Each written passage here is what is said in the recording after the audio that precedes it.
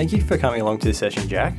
And really great work on getting your swim to this point. Okay, the first thing we're going to have a look at is your body posture in the water. Now looking side on, what we're looking at is your body line being low in the water. In this position, we can see resistance going against your body. It's like you're dragging yourself against the water. There are a few things at play with this body posture. And the first one is your eye line.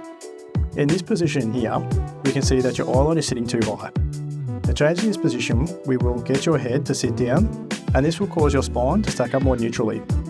And this will drag your hips up. The other issue with your body posture is your hang time. And what I'm talking about here is the amount of time you spend out in front of your body without any forward momentum. In this shot here, we can see you have wiped off all your momentum as you're waiting for the next arm to come over. Now let's try and introduce a higher cadence to get the time you spend gliding out in front down.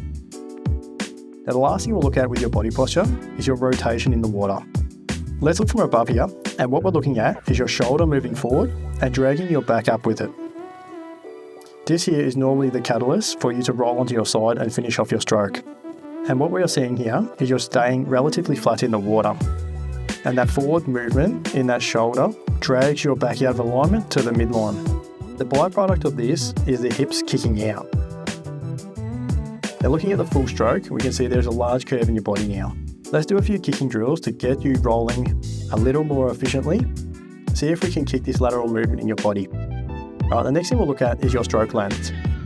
Now looking side on, we can see your elbow comes out of the water and your hand drifts out slowly. This should be the stage where you maximise the amount of power you've just built up under your body. Try and then lean into this by activating your triceps and squeeze the last section of your stroke.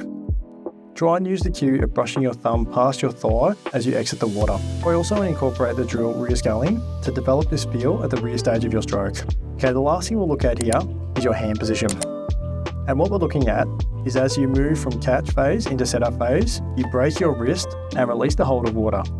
It is this mechanical movement of flexing your wrist and moving your hand before your forearm. Try and use your hand and forearm together to create a paddle-like form. This will give you the ability to generate a greater hold of water once you get it into setup position. Really productive session here, Pat. With a few postural changing drills, we'll see this stroke become a lot more efficient. Keep up the great work, Jack.